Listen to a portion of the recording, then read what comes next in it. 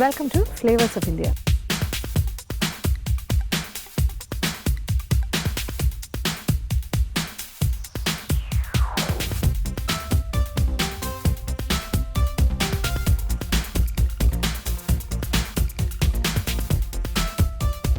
തമിഴ്നാടിനോടുള്ള ഇഷ്ടവും ഫാസിനേഷനും എനിക്കൊരിക്കലും തീരുന്നതല്ല എന്ന് പലപ്പോഴും എനിക്ക് തോന്നിയിട്ടുണ്ട്. കാര്യം തമിഴ്നാടിലൂടെ സഞ്ചരിക്കുമ്പോൾ കിട്ടുന്ന ഒരു മനസ്സിൻ്റെ ആനന്ദം ഒന്ന് വേറെ തന്നെയാണ്.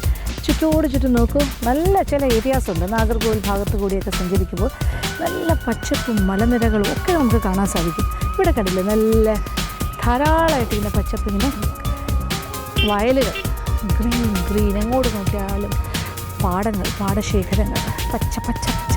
അതിന് ചുറ്റും ഇങ്ങനെ മലനിരകൾ ഇങ്ങനെ, അത് ഒരുപാട് ഹൈറ്റ് അല്ലെങ്കിൽ പോലും നമുക്ക് കാണാൻ പറ്റുന്ന രീതിയിലുള്ള ഒരു ബോർഡർ പോലൊരു മൗണ്ടൻസ് ഇങ്ങനെ നിൽക്കുന്ന ഒരു കാഴ്ച. അപ്പോൾ അതൊരു പ്രത്യേക ലാൻഡ്സ്കേപ്പാണ്. മൗണ്ടൻസ് ആൻഡ് അതിനോടൊപ്പം തന്നെ നല്ല പച്ചപ്പുള്ള വയലുകൾ.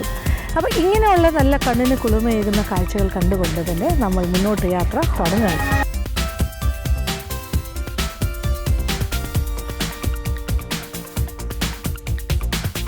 വയൽ കണ്ടിട്ട് വെറുതെ പോകാൻ തോന്നുന്നില്ല. എന്തായാലും ഇവിടെ ചെളിയൊന്നുമില്ല, നല്ല ക്ലൈമറ്റ്, അധികം വെയിലില്ല. വയലിൻ്റെ ഇടയിലൂടെ ഒന്ന് നടക്കാനൊരാഗ്രഹം. കുറച്ചൊന്ന് നടന്നിട്ട് പോകാം. ഇതെല്ലാം നെൽപ്പാടങ്ങളാണ് ചുറ്റോട് ചുറ്റും. ഇച്ചിലൂടെ കഴിഞ്ഞാൽ അതൊക്കെ അതെ ഇപ്പോഴേ തന്നെ കതിരെല്ലാം വന്നു തുടങ്ങിയിട്ടുണ്ട്. ചില ഭാഗത്തെല്ലാം നോക്കും, ചെറുതായിട്ട് കതിര് വന്നു തുടങ്ങി. ഇനി ഇത് വിളഞ്ഞ്, ഇത് മുഴുവൻ കതിരിട്ട് വിളഞ്ഞ് കഴിയുമ്പോൾ കൊയ്ത്തിന് സമയമാവും. ഇതാണ് ബെസ്റ്റ് ടൈം നല്ല പച്ചപ്പ് കാണാനായിട്ട്.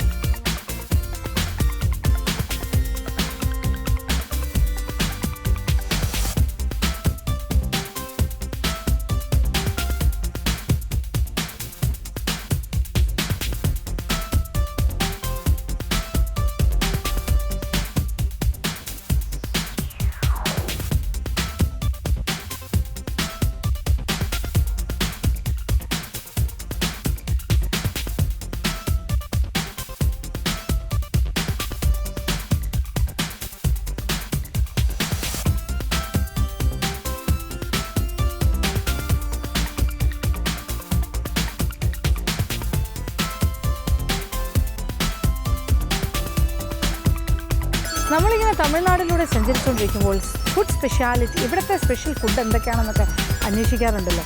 അപ്പോൾ ഒരുപാട് പ്രത്യേകതകളുള്ള ഭക്ഷണം കണ്ടു കഴിഞ്ഞു. ഭക്ഷണ സംസ്കാരം വ്യത്യസ്തമാണ്. ഇവരുടേതായിട്ടുള്ള സ്പെഷ്യാലിറ്റി ഫുഡെല്ലാം നമ്മൾ കണ്ടുകൊണ്ടിരിക്കുകയാണ്. കൂട്ടത്തിൽ ചില ബേക്കറീസ് ഉണ്ട്, അതായത് ചില ബ്രാൻഡഡ് ബേക്കറീസ്. ഇത് കണ്ടില്ലേ, ഇത് സ്റ്റാർ മുറുക്ക് കട എന്നാണ് ഈ കടയുടെ പേര്. ഇതിങ്ങനെ ഒരുപാട് ഔട്ട്ലെറ്റ്സ് തമിഴ്നാടിൻ്റെ പല ഭാഗങ്ങളിലുണ്ട്. നമുക്ക് ഒരു കടയിൽ ആദ്യം ഒന്ന് കയറി നോക്കാം.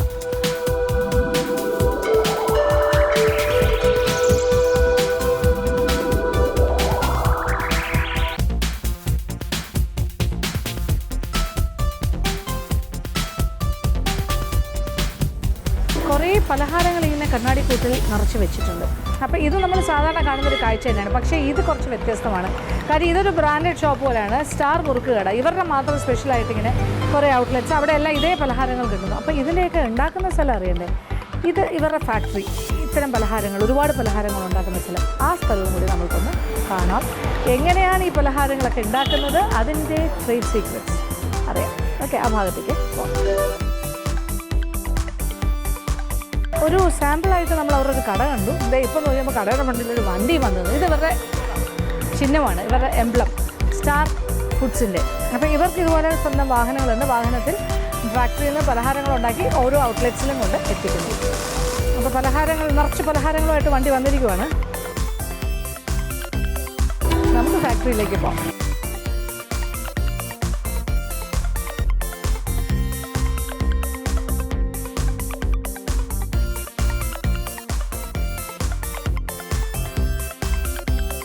നമ്മളിപ്പോൾ ആ സ്റ്റാർ മുറുക്ക് കടകളുടെ മുറുക്കുണ്ടാക്കുന്ന സ്ഥലം, അവരുടെ ഒരു ഫാക്ടറി എന്ന് തന്നെ പറയാം, സ്റ്റാർ ഫുഡ്സ്, അതിൻ്റെ മുന്നിലെത്തി നിൽക്കുകയാണ്. അപ്പോൾ അകത്തേക്ക് പോകാം, ഓണറെ ഒന്ന് കാണാം, എന്നിട്ട് ബാക്കി വിശേഷം.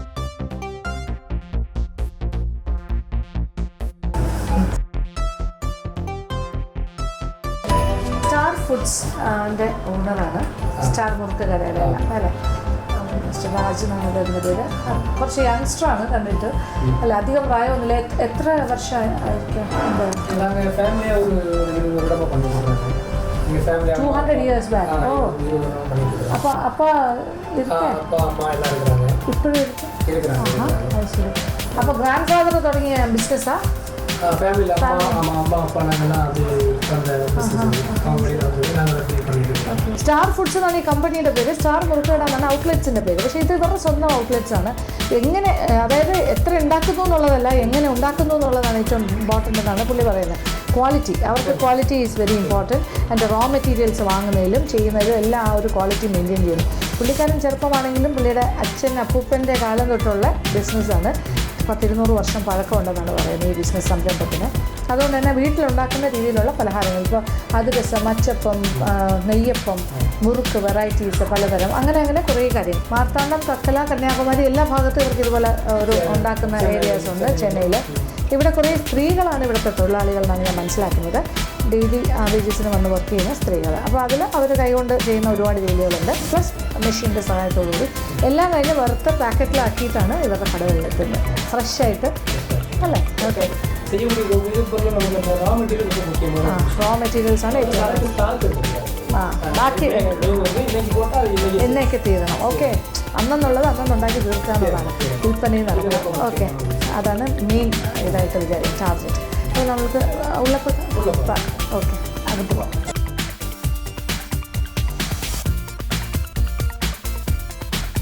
പലതരം പലഹാരങ്ങളാണ് ഇവിടെ തയ്യാറാക്കിക്കൊണ്ടിരിക്കുന്നത്. അപ്പോൾ നമുക്ക് ഒരു സൈഡിൽ നിന്ന് തുടങ്ങാം. കാര്യം ഇത് ഒരുപാട് കാര്യങ്ങൾ ഉണ്ടാക്കുന്നത് കാണാൻ സാധിക്കും. അപ്പോൾ സാധാരണ ട്രഡീഷണൽ അടുപ്പ് തന്നെയാണ്, ഗ്യാസൊന്നുമല്ല. പിന്നെ മരപ്പൊടി വെച്ചിട്ടാണ് കത്തിക്കുന്നത്. അപ്പോൾ ഇവിടെ ഇപ്പോൾ ലഡുവിൻ്റെ പ്രൊഡക്ഷനാണ് ഇവിടെ നടക്കുന്നത്. ഈ ഭാഗത്ത് ഈ ഒരു ചേട്ടൻ അതാണ് ചെയ്യുന്നത്. ഇത് എന്ന മാവിന് കടലമാവ്, കൊഞ്ചം കളർ ചേർക്കുമ്പോൾ യെല്ലോ കളർ, വേറെ ഒന്നുമില്ല, വെള്ളം അല്ലേ?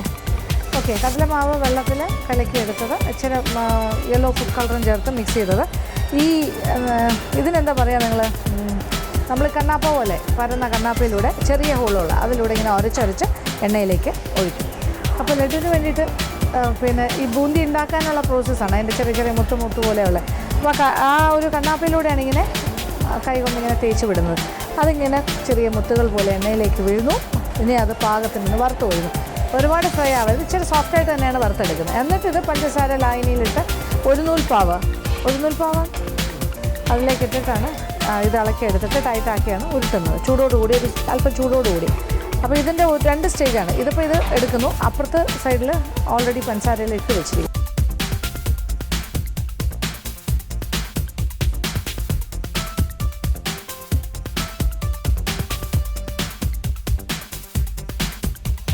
പാനി തയ്യാറാക്കിയിട്ട് അതിനകത്തിട്ടാണ് വെച്ചിരിക്കുന്നത്. ഇനി ഇത് അല്പം ഒന്ന് തണുത്ത് കഴിഞ്ഞിട്ട് ഒന്ന് ഇടിച്ചെടുക്കും അല്ലേ? ഇടിച്ചെടുത്ത് ഉരുട്ടും. നെയ്യിട്ട് ഇടിച്ചിട്ട് ഉരുട്ടിയെടുക്കും എന്നാണ് പറയുന്നത്. ആ സ്റ്റേജ് എത്തിയിട്ടില്ല. നമുക്ക് പറ്റുമെങ്കിൽ ഭാഗ്യമുണ്ടെങ്കിൽ ആ സമയത്തും കാണാം. അപ്പോൾ ആ സമയങ്ങളിൽ നമുക്ക് ബാക്കി കാര്യങ്ങളൊക്കെ.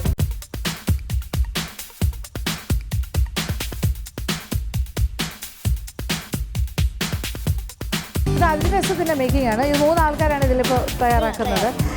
ഇത് പ്രധാനമായിട്ടെന്ന് പറഞ്ഞാൽ ഇപ്പോൾ അരിപ്പൊടിയിൽ വറുക്കാത്ത അരിപ്പൊടി അല്ലേ, ഫ്രഷായിട്ട് പൊടിച്ച് നനച്ചിരിക്കുന്ന, അതെ, വെള്ളത്തിൽ കുതിർത്ത് ഇടിക്കുന്ന, വെള്ളത്തിൽ കുടിച്ച് പച്ചരി ഇടിച്ചെടുക്കുന്ന അരിപ്പൊടി. ആ അരിപ്പൊടിയിൽ ശർക്കര ഉരുക്കുന്നു. ശർക്കര ഉരുക്കിയിട്ട് അരിപ്പൊടി അതിനകത്തേക്ക് തട്ടി ഒന്ന് ഇളക്കിയെടുക്കുന്നു ടൈറ്റായിട്ട്. അതിൽ കുറച്ച് എള്ളും ചേർത്ത് മിക്സ് ചെയ്ത് ഇങ്ങനെ ഒരു ഏലക്കായൊക്കെ ചേർത്ത് എന്നിട്ട് ഇങ്ങനെ വെച്ചേക്കും. പിറ്റേ ദിവസം എടുത്ത്, അപ്പോൾ ഒരു ദിവസം മുന്നേ തന്നെ ഇത് ചെയ്ത് വയ്ക്കും. പിറ്റേ ദിവസം എടുത്തിട്ട് കുറച്ച് സോഡാപ്പൊടിയും കൂടി ചേർത്ത് നന്നായിട്ടൊന്ന് കുഴച്ചെടുത്തിട്ട് ഈ പാകത്തിനാക്കും. ഇതാണ് അതിൻ്റെ ഒരു കൺസിസ്റ്റൻസി അല്ലേ, നല്ല സോഫ്റ്റായിട്ടുള്ള ഈ പാകത്തിനാക്കും. എന്നിട്ടിങ്ങനെ ഉരുളയായിട്ട് കുറേശ്ശെ എടുത്ത് ഉരുട്ടി വേറൊരാളുടെ കൊടുക്കുന്നു. ആൾ ഒരു പ്ലാസ്റ്റിക് പേപ്പറിൻ്റെ മേളിൽ വെച്ച് തട്ടി നടുക്കൊരു ഹോളിട്ട് വട പോലെ ആക്കി. അപ്പോൾ കയ്യിലൊട്ടാണ്ടിരിക്കാൻ കയ്യിൽ ഇച്ചിരി ഒരു എണ്ണ തൊട്ടിട്ട് എന്നിട്ട് ഇങ്ങനെ ഉരുട്ടിയെടുക്കുന്നു. ഏതാണ്ടൊരു നാരങ്ങയുടെ വലിപ്പത്തിൽ ഉരുട്ടുന്നു അല്ലേ? ഉഴുന്ന വട പോലെ ഇരിക്കും കാണുമ്പോൾ, പക്ഷേ ഒരു ഡാർക്ക് ബ്രൗൺ കളറാണ്. ഇതാണ് ഇവരുടെ അതിരസം. ഭയങ്കര സോഫ്റ്റ് ആയിരിക്കും. ഇവിടെ നല്ല ഡിമാൻഡുള്ളൊരു ഐറ്റമാണ്. ഏകദേശം 1 കിലോ എല്ലാ ഫംഗ്ഷനും ഉപയോഗിക്കും. തമിഴ്നാടിൻ്റെ എല്ലാ ഭാഗത്തും 1 കിലോ അരിയിൽ നിന്നുണ്ടാക്കുന്ന മാവിന് ഏതാണ്ട് 3/4 കിലോ ശർക്കരയാണ് ഉപയോഗിക്കുന്നതെന്ന് പറയുന്നു. ഇവിടുത്തെ ശർക്കര വെള്ള ശർക്കരയാണ്, അതുകൊണ്ട് വളരെ വൈറ്റ് കളറിലാണ് ഇരിക്കുന്നത് ഈ മാവ് കുഴച്ച്. അപ്പോൾ അതിരസം മേക്കിങ് ഇത്ര എളുപ്പമാണെന്ന് ഇത് കാണുമ്പോൾ തോന്നുന്നത്. ശരിക്കും അതിരസമൊക്കെ ഉണ്ടാക്കാൻ പാടാണെന്നൊരു ധാരണ. പക്ഷേ ഇവർ വളരെ ഫാസ്റ്റായിട്ട് ഏറ്റവും ശാസ്ത്രീയമായ രീതിയിൽ തന്നെ ചെയ്യുന്നു. പിന്നെ ഇവിടുത്തെ മറ്റൊരു പ്രത്യേകത, എല്ലാവരും വളരെ നീറ്റ് ആൻഡ് ക്ലീൻ ആണ്. അവരെല്ലാവരും ഗ്ലൗസ് ഉപയോഗിച്ചിട്ടാണ് എല്ലാ കാര്യങ്ങളും ചെയ്യുന്നത്. തലയിൽ ഹാറ്റുണ്ട്, പിന്നെന്താ മൂക്കും വായും എല്ലാം കവർ ചെയ്തിട്ടാണ് ഇത് ചെയ്യുന്നത്. അപ്പോൾ അത്രയും ഹൈജീനിക് ആയിട്ടുള്ളൊരു തയ്യാറെടുപ്പാണ് ഇവിടെ നടക്കുന്നത്. അത് കാണുമ്പോൾ മനസ്സിലാവുന്നുണ്ടല്ലോ. ഇനി അടുത്തത് അച്ചപ്പത്തിൻ്റെ സെക്ഷൻ. ഇപ്പുറം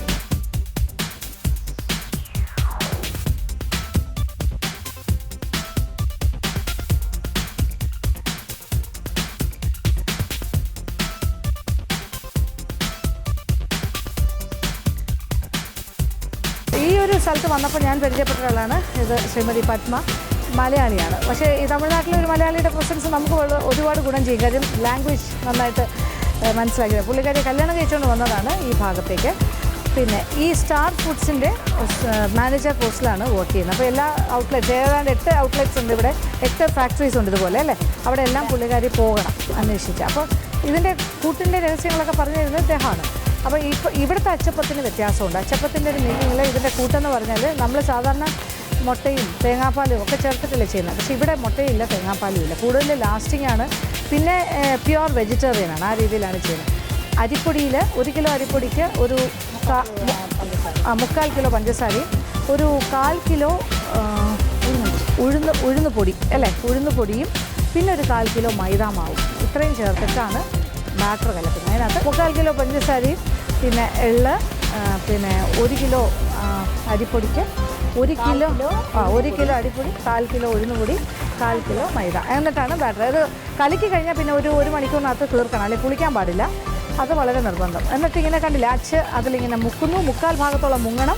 അത് കഴിഞ്ഞാൽ നേരെ ചൂടായി കിടക്കുന്ന എണ്ണയിൽ കിടന്നു കഴിയുമ്പോൾ അത് പെട്ടെന്ന് തന്നെ അതിൽ ഇളകി വീഴും. അത് കഴിഞ്ഞാൽ തിരിച്ചും മറിച്ചു വിട്ട് പാകത്തിന് മുറിപ്പിച്ച് എടുക്കും. ഇത്രയേ ഉള്ളൂ, സിമ്പിൾ. അങ്ങനെ അച്ചപ്പത്തിൻ്റെ പരിപാടി കഴിഞ്ഞു.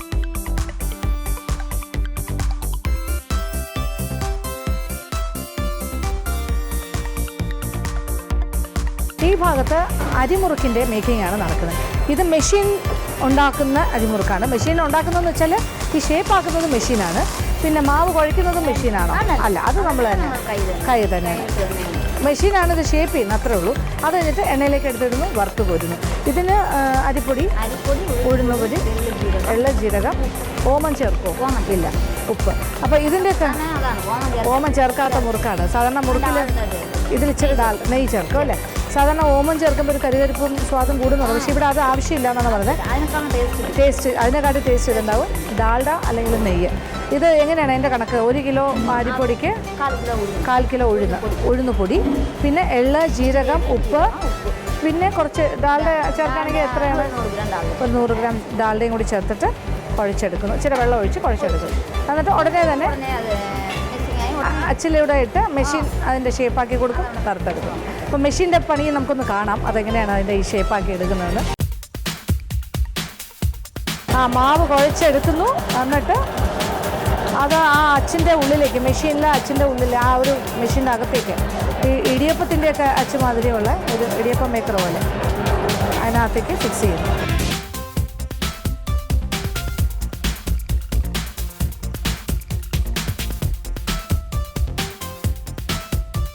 അങ്ങനെ മുറുക്കുണ്ടാക്കുന്ന മെഷീൻസ് ഇങ്ങനെ 2-3 എണ്ണം ഉണ്ട്. 3 സ്ത്രീകൾ അതിങ്ങനെ ചെയ്തുകൊണ്ടേയിരിക്കുകയാണ്, ലേഡീസ്. അപ്പോൾ ഇതിൻ്റെ പ്രോസസ്സ് മനസ്സിലായല്ലോ. മാവ് കുഴച്ചത് അതിനകത്തേക്ക് വെച്ച് കൊടുക്കും. നമ്മുടെ ഇടിയപ്പൊക്കെ ഇങ്ങനെ ചുറ്റി എടുക്കുന്നില്ല അതുപോലെ, പക്ഷേ ചെയ്യുന്നത് മെഷീനാണെന്ന് മാത്രം. സ്വിച്ച് ഇട്ട് കൊടുക്കുന്നത് ചുറ്റി വരും. താഴെ ട്രേ വയ്ക്കുന്നു, അതിലിങ്ങനെ കൈ കൊണ്ടൊന്ന് ഹെൽപ്പ് ചെയ്ത് കൊടുത്താൽ മതി. അത് ആ റൗണ്ട് ഷേപ്പിൽ വരും. നേരായിട്ട് പേപ്പർ ഇട്ടു. ഇതാണ് ചൂടായി കിടക്കുന്ന എണ്ണയിലേക്ക് പോകുന്നത്. ഇതാ മുറുക്കിൻ്റെ മാവ് കുഴയ്ക്കുകയാണ്. ഇതിപ്പം അരിപ്പൊടി, ഉഴുന്നുപൊടി, ഉപ്പ്, എള്ള്, ജീരകം, കുറച്ച് നെയ്യ്, ഡാൽഡ. ഇനി അത് കുഴയ്ക്കാൻ പോകണം. ആവശ്യത്തിന് വെള്ളം ഒഴിച്ച് ഈ ചപ്പാത്തിക്കെല്ലാം കുഴയ്ക്കുന്ന പോലെ കുഴച്ചെടുക്കുന്നു. നമ്മൾ ഒറട്ടിക്കൊക്കെ കുഴയ്ക്കുന്ന പോലെ അല്ലേ. അങ്ങനെ കൈമുറുക്കിന് വേണ്ടിയാണെങ്കിലും അച്ചുമുറുക്കിന് വേണ്ടിയാണെങ്കിലും ആ മാവ് കുഴയ്ക്കുന്ന സെയിം പ്രോസസ്സാണ്. അത്യാവശ്യം നല്ല സോഫ്റ്റായിട്ട് ഇത് വെച്ചിട്ട് കൈ വെച്ചിട്ടുള്ളൊരു ചുറ്റിമുറുക്കുണ്ടാക്കും അല്ലേ.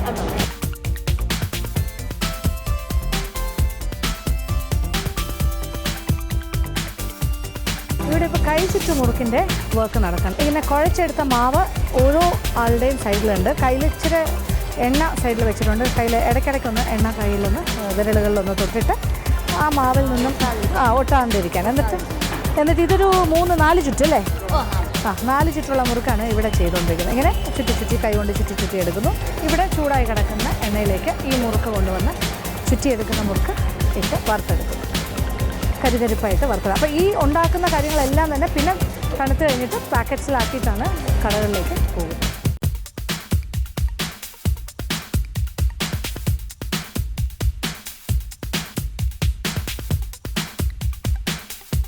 മുറുക്കിൻ്റെ പല വെറൈറ്റീസ് ഇവിടെ ഉണ്ട്. ഇതിപ്പോൾ നമ്മൾ നിൽക്കുന്ന ഭാഗത്ത് ഇപ്പോൾ ചുറ്റുമുറുക്ക് നടന്നുകൊണ്ടിരിക്കുന്നത്. ഈ സൈഡിൽ വേറെ കുറച്ച് ആൾക്കാർ ഇവിടെ നിന്ന്, കുറച്ച് ലേഡീസ് അവിടെ ഇരുന്നിട്ട് ഒരു എന്താ പറയുക, ഒരു യെല്ലോ ഓറഞ്ച് കളറിൽ വരുന്ന ഒരു മുറുക്ക് തയ്യാറാക്കുകയാണ്.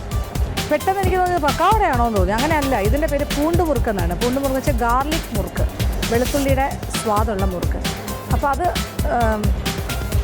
ഇപ്പം നമ്മളെന്താ പറയുക, സേവനാഴിയിലിട്ട് ചുറ്റുന്ന പോലെ മാവ് കുഴച്ചത് ഇതിനകത്തുകൂടി ചുറ്റി മെഷീനിലൂടെ ചുറ്റി താഴേക്ക് റിബൺ മാതിരി ഇറങ്ങി വരും. അതിനെ എടുത്തിട്ട് പിന്നെ കൈയുടെ വിരലിൻ്റെ ചുറ്റും വെച്ച് ചുറ്റി ഏതാണ്ട് റിങ് പോലെ, കുറച്ച് വീതിയുള്ള റിങ് പോലെ ആക്കി മുറിച്ചെടുക്കും. ഇതാണ് ഇവർ 3 ആളുകൾ ചേർന്ന് ചെയ്യുന്ന പണി. ഇതിൻ്റെ കൂട്ടെന്ന് പറയുന്നത് അരിപ്പൊടിയുടെ കൂടെ കുറച്ച് കടലമാവ്, 1/4 കിലോ കടലമാവ്, 1 കിലോ അരിപ്പൊടിക്ക് 1/4 കിലോ കടലമാവ്, കുറച്ച് വെളുത്തുള്ളി അരച്ചതും, ഗാർലിക് പേസ്റ്റ്, പിന്നെ മുളക് പൊടി, മഞ്ഞൾപ്പൊടി, ഉപ്പ്, കായം ചേർക്കും അല്ലേ, കായം, പിന്നെ ഇത്രയും കാര്യങ്ങളും കൂടി ചേർത്തിട്ട് കുഴച്ചെടുക്കുകയാണ്. അപ്പോൾ ഈ വെറുതെ കുഴക്കുകയല്ല, നമ്മൾ ഇടിയപ്പത്തിന് പത്തിരിക്കെല്ലാം മാവ് കുഴക്കുന്ന പോലെ ഇതെല്ലാം കൂടി ഇട്ടൊന്ന് തിളപ്പിച്ച് അല്ലേ, അതിലേക്ക് മാവ് തട്ടി കിണ്ടിയെടുത്ത് അല്ലേ ആ ഒരു പാകത്തിന് കുഴച്ചെടുക്കുന്നു. ഈ ഒരു പ്രോസസ്സ് വെള്ളം നല്ല തിളയ്ക്കുമ്പോഴാണ് ഇത് തട്ടിയിടുന്നത്. ആ വെള്ളത്തിലാണ് ഈ പിന്നെ മസാല ഐറ്റംസ്, അതായത് ഗാർലിക് പേസ്റ്റ്, മുളക് പൊടി, മഞ്ഞൾപ്പൊടി, ഉപ്പ്, പിന്നെ കായപ്പൊടി എല്ലാം ചേർത്തിട്ട് ചെയ്യും. അപ്പോൾ ഈ രീതിയിൽ ഉണ്ടാക്കുന്നതാണ് പൂണ്ടുമുറുക്ക്. അപ്പോൾ ഇതാണ് അതിൻ്റെ ഷേപ്പ്. നല്ല കരുകരിപ്പായിട്ട് ഞാൻ ആദ്യമായിട്ടാണ് ഇത് കഴിക്കുന്നത് കാണുന്നത്. നല്ല കരുകരിപ്പുള്ള ഒരു കുറച്ച് സ്പൈസി ഫ്ലേവേർഡ് ആയിട്ടുള്ളൊരു മുറുക്ക്. എന്നിട്ടിത് വറുത്ത് കോരുന്നു എണ്ണയിൽ. ഇതിപ്പോൾ വറുത്തതാണ് ഞാൻ കഴിക്കുന്നത്. വറുത്ത് കോരുന്നത് കാണാം.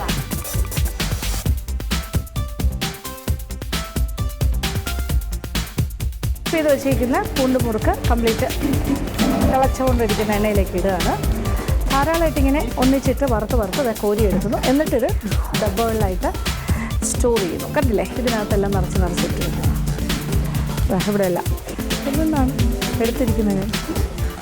ഇതാണ് സംഭവം. ഇത് ചൂടായിട്ട് ഉണ്ടാക്കി എടുക്കും. ഇത് കൈകൊണ്ട് തന്നെ സേവനാഴിയിലൂടെ ഇങ്ങനെ പിഴിഞ്ഞിടുകയാണ് മുള്ളുമുറുക്ക്. ഈ ഭാഗത്ത് നല്ല ചൂടെണ്ണയാണ്, നിറഞ്ഞ കിടക്കാണ്. സേവനാഴിയിൽ ഇങ്ങനെ ചുറ്റി വെച്ചിട്ടുണ്ട് അല്ലേ, മുള്ളിൻ്റെ ഷേപ്പുള്ള അച്ചാണ് ആ സേവനാഴിക്കുള്ളിലുള്ളത്. അത് വെച്ചിട്ട് ഇങ്ങനെ ചുറ്റിയെടുക്കണം. മുള്ളുമുറുക്കിൻ്റെ കൂട്ടും ഏതാണ്ട് സെയിം തന്നെയാണ്. അരിപ്പൊടി, മുളക് പൊടി, കായം, കുറച്ച് നെയ്യ് ചേർക്കണം അല്ലേ, എള്ള്, ഉപ്പ് എല്ലാം കൂടി ചേർക്കണം. ഇത് തേൻകുഴൽ മുറുക്ക്. ഇത് ഭയങ്കര സോഫ്റ്റാണ്. ഇത് ചുറ്റുന്നത് കാണാൻ നമുക്ക്. അതും സേവനാഴിക്കുള്ളിലേക്ക് മാവ് കടന്നു. ഇതിൻ്റെ കൂട്ട് എന്തൊക്കെയാണ്? 1 കിലോ അരിപ്പൊടിക്ക് എത്ര ഉഴുന്ന്? 1 കിലോ ഉഴുന്ന് മാവ് 100 ഗ്രാം വേണം. 100 ഗ്രാമേ ഉള്ളൂ 1 കിലോയ്ക്ക്? 150 ഗ്രാം. 1 കിലോ ഉഴുന്ന് 1 കിലോ അരിപ്പൊടിക്ക് 150 ഗ്രാം ഉഴുന്ന് പൊടി. പിന്നെ കുറച്ച് നെയ്യ് ചേർക്കോ? നെയ്യ്, ഉപ്പ്, എള്ള്. എത്ര സമയം വെച്ചേക്കോ? ഇല്ല, അരമണിക്കൂർ കുഴച്ച്.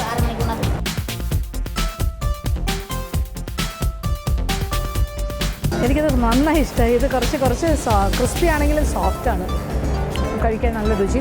ഇതിൽ നെയ്യ് കൂടുതൽ ചേർക്കുന്നു എന്നാണ് പറയുന്നത്. അതായത് 1 കിലോ മാവിന് 1/4 കിലോ ഓളം നെയ്യ് ചേർത്താൽ അത്രയും സോഫ്റ്റായിട്ട് വരും. നല്ല സാധനം. തേൻകുഴൽ മുറുക്ക്.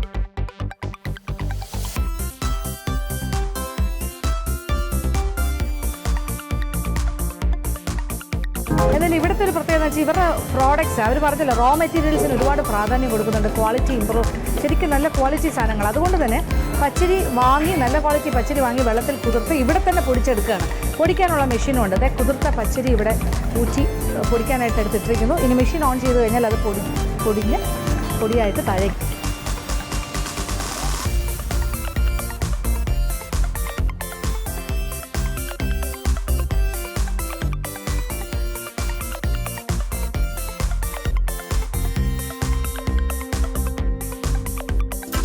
സ്റ്റാർ ഫുഡ്സിൻ്റെ ഫാക്ടറി വളരെ സജീവമായി കാര്യങ്ങൾ നടന്നുകൊണ്ടിരിക്കുന്നു.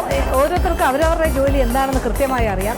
അപ്പോൾ അവരവരുടെ ഡ്യൂട്ടി ഇങ്ങനെ ചെയ്തുകൊണ്ടേയിരിക്കുന്നു. ചിലർ മാവ് കുഴയ്ക്കുന്നു, ചിലർ പല പല മുറുക്കിൻ്റെ പ്രോസസ്സിലും പല പലഹാരങ്ങൾ സെക്ഷൻ തിരിച്ചിട്ടാണ് 3 സ്ത്രീകൾ ഇങ്ങനെ ലേഡി വർക്കേഴ്സ് പല ഭാഗത്തുണ്ട്. പിന്നെ അരി പൊടിക്കുന്നതിൻ്റെ ജോലി ചിലർ ചെയ്യുന്നു, വറുക്കുന്ന ജോലി ചിലർ ചെയ്യുന്നു, അച്ഛൻ്റെ പ്രവർത്തനങ്ങൾ ചിലർ ചെയ്യുന്നു. അങ്ങനെ ഒരുപാട് കാര്യങ്ങൾ ഇവിടെ നടക്കുന്നു. ഇത് കഴിഞ്ഞാൽ പിന്നെ പാക്കിംഗ് യൂണിറ്റാണ്. പാക്ക് ചെയ്ത് ഇത് കവറിലാക്കി വിടുന്ന അത് വേറെ സെക്ഷൻ. പിന്നെ ഇത് കടകളിലേക്ക്, സ്റ്റാർ മുറുക്ക് കടയിലേക്ക് പോകുന്നു. ഇവിടെ കംപ്ലീറ്റ് പലഹാരങ്ങൾ ഇവിടെ ഇങ്ങനെ എന്താ പറയുക കണ്ടെയ്നേഴ്സിലാക്കി വെച്ചിരിക്കുവാണ്.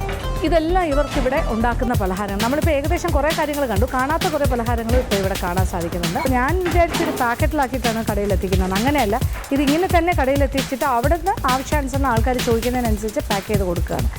അപ്പോൾ ഇത് ഫ്രഷാണ്. അത് അന്നൊന്നുണ്ടാക്കുന്നത് അന്നൊന്ന് തീരുന്നു എന്നുള്ളതാണ് ഇവിടുത്തെ പ്രത്യേകത. കുറേ ഔട്ട്ലെറ്റ്സില്ല, അവിടെ എല്ലാം കൊണ്ടുപോയി കഴിയുമ്പോൾ പെട്ടെന്ന് തന്നെ തീരും. ഭയങ്കര ഡിമാൻഡാണ്. ഇപ്പോൾ നമ്മൾ കണ്ട കുറേ കാര്യങ്ങൾ, അച്ചപ്പം, മുറുക്ക്, കൈമുറുക്ക്, പിന്നെന്താ പലതരം മുറുക്കുകൾ, പിന്നെ കാണാത്ത കുറച്ച് കാര്യങ്ങൾ, പക്കോടാസ്, പിന്നെ അത് കഴിഞ്ഞിട്ട് സോമാസ് എന്ന് പറഞ്ഞിട്ടൊരു പലഹാരം. ഇത് നമ്മൾ കണ്ടിട്ടില്ല, ഇപ്പോൾ കാണുന്നില്ല. ഇത് സോമാസ് കണ്ടു കഴിഞ്ഞാൽ ഒരു മടക്ക് സെർവ് ഇതുപോലെ ഒരു സമോസ ടൈപ്പ്. ഇതിൻ്റെ അകത്തെ ഫില്ലിങ് സ്വീറ്റ് ഫില്ലിംഗ് ആണെന്നാണ് പറഞ്ഞത്. കടല പൊരികടലയും വെരി നൈസ്. നെയ്യ്, പഞ്ചസാര, പൊരികടല, എള്ള്, തേങ്ങ വറുത്ത് നല്ല ഫില്ലിങ്. ഇത് സോമാസ് എന്ന് പറയും. പിന്നെന്താ, പിന്നെ ഓമപ്പൊടി അല്ലേ, ഓമപ്പൊടി. ഇങ്ങനെ ഒരുപാട് പലഹാരങ്ങൾ നിറഞ്ഞിരിക്കുന്നത്. എനിക്ക് ചുറ്റും പലഹാരങ്ങളാണ്. പലഹാരങ്ങളുടെ എല്ലാം നടുക്ക് ഞാൻ ഇരിക്കുന്നത്. ഈ കറുമുറ കഴിക്കുന്ന പലഹാരങ്ങളും മധുരവും എല്ലാം ഉണ്ട്. സന്തോഷമായി. ഇനി എല്ലാം ടേസ്റ്റ് ഇതാണ് ഇപ്പോൾ സ്റ്റാർ ഫുഡ്സിൻ്റെ വിശേഷം. ലഡ്ഡു മേക്കിങ്ങിൻ്റെ 3/4 പ്രോസസ്സ് കണ്ടപ്പോൾ ഞാനൊരു കാര്യം പറഞ്ഞില്ല, അത് തണുത്ത് കഴിഞ്ഞിരുന്നെങ്കിൽ നമുക്ക് കാണാൻ വേണ്ടി ഇടിക്കുന്ന കാഴ്ച. ഭാഗ്യമുണ്ട്, ഇത് ഇടി തുടങ്ങിയിട്ടുണ്ട്. അത് വെച്ചിട്ട് ഒരു കമ്പ് വെച്ചിട്ട് നന്നായിട്ടൊന്ന് ഇടിച്ച് അതിനെ ഒന്ന് പദം വരുത്തിയിട്ടാണ് ഇത് ഉരുട്ടിയെടുക്കുന്നത്. അപ്പോൾ ഷുഗർ സിറപ്പിൽ കിടക്ക വരുന്നു, പഞ്ചസാര പാനിയിൽ അത് ഒരു നൂൽ പാകാക്കിയിട്ട് അതിലേക്കാണ് വറുത്തിട്ട് ഇപ്പോൾ ഈ തടി കൊണ്ടുള്ള ഇടിച്ചെടുക്കുകയാണ്. ഇടിച്ച് കഴിയുമ്പോൾ അത് സോഫ്റ്റ് ആവും. എന്നിട്ട് അതിനെ ഉരുട്ടി.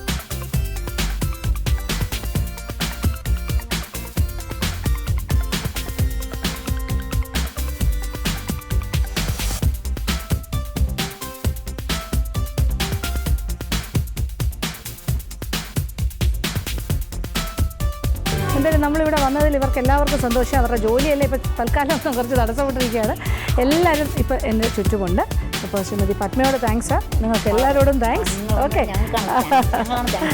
അല്ല ഞങ്ങൾക്ക് ഇത്രയും പലഹാരമൊക്കെ നിങ്ങൾ എല്ലാ ദിവസവും ഇങ്ങനെ ചെയ്ത് ഇത്രയും കുറേ ഭയങ്കര സേവനമാണ് ചെയ്യുന്നത്. വാസ്തവത്തിൽ ഇത്രയും പലഹാരമൊക്കെ ഉണ്ടാക്കി തരുന്നുണ്ടല്ലേ ഞങ്ങൾക്ക് കഴിക്കാൻ പറ്റുന്നത് അല്ലേ? വാസ്തവത്തിൽ നിങ്ങളൊക്കെ ഇല്ലെങ്കിൽ പിന്നെ ഞങ്ങളൊക്കെ എന്ത് ചെയ്യും? അതെ, തീർച്ചയായിട്ടും. അപ്പോൾ ഇത് വളരെ ഹൈജീനിക്കായിട്ട് വളരെ വൃത്തിയോടുകൂടി നല്ല രീതിയിൽ നല്ല ആത്മാർത്ഥമായിട്ടാണ് ഇവർ ഈ ജോലിയെല്ലാം ചെയ്യുന്നത്. ആ ഒരു സംഗതി എന്താ പറയുക, അവർ കാണിക്കുന്ന ആ ഒരു സിൻസിയറിറ്റി അല്ലെങ്കിൽ ആ കമ്മിറ്റ്മെൻറ്റ് ആ ജോലിയോട് കാണിക്കുന്നത് ആ പലഹാരങ്ങൾക്കുണ്ട്, സ്വാദിൻ്റെ കാര്യത്തിലും ക്വാളിറ്റിയുടെ കാര്യത്തിലും. അതുകൊണ്ടാണ് സ്റ്റാർ ഫുഡ്സ്, ഈ സ്റ്റാർ മുറുക്ക് കടയിലെ പ്രോഡക്റ്റ്സിന് ഇത്രയും ഒരു എന്താ പറയുക ഡിമാൻഡ്. ഈ തമിഴ്നാട്ടിൽ വന്ന് അന്വേഷിച്ചാൽ അറിയാം സ്റ്റാർ മുറുക്ക് കടയുടെ വിശേഷങ്ങൾ. എന്തായാലും താങ്ക് യു കേട്ടോ. സന്തോഷം. ഓക്കെ. അപ്പോൾ നമ്മൾക്കിനി ഓണറിനെ കൂടെ കണ്ടിട്ട് താങ്ക്സ് പറയാം, എന്നിട്ട് പുറത്തേക്ക്. അപ്പോൾ ഇത്രയും നല്ലൊരു സംരംഭം നടത്തുന്നത് താങ്കളെ എത്ര അഭിനന്ദിച്ചാലും മതിയാവില്ല. കാര്യം ഒരുപാട് സ്ത്രീകൾക്ക് തൊഴിലവസരം കൊടുക്കുകയല്ലേ അല്ലേ ഈ ഭാഗത്തുള്ള ഒരുപാട് ആൾക്കാർക്ക്. ഇതുപോലെ 7-8 യൂണിറ്റ്സ് ഉണ്ട് അല്ലേ വേറെയും. അപ്പോൾ ആണല്ലേ. പക്ഷേ ഇങ്ങനെ ഒരു മേൽനോട്ടമൊക്കെ കൊടുത്ത് വളരെ സിൻസിയറായിട്ട് ഒരു സാധാരണ ഒരു തൊഴിലുടമയെ പോലെ ഇങ്ങനെ എന്താ പറയുക ലാഭത്തിന് വേണ്ടി നടത്തുന്ന ഒരു ബിസിനസ് അല്ല, കുറച്ച് സിൻസിയറായിട്ടല്ലേ, കുറച്ച് നല്ല സാധനങ്ങൾ ആൾക്കാരിലേക്ക് എത്തിക്കുക, പിന്നെ കുറേ ആൾക്കാർക്ക് തൊഴിലവസരം ഉണ്ടാക്കി കൊടുക്കുക. അങ്ങനെയുള്ള കുറേ നല്ല ഉദ്ദേശവും കൂടി ഇതിൻ്റെ പിന്നിലുണ്ട്. അതിവിടെ വന്നപ്പോൾ തന്നെ നമുക്ക് മനസ്സിലാക്കാൻ സാധിച്ചു. Anyway thank you very much ഇങ്ങനത്തെ കാര്യങ്ങൾ. Thank you.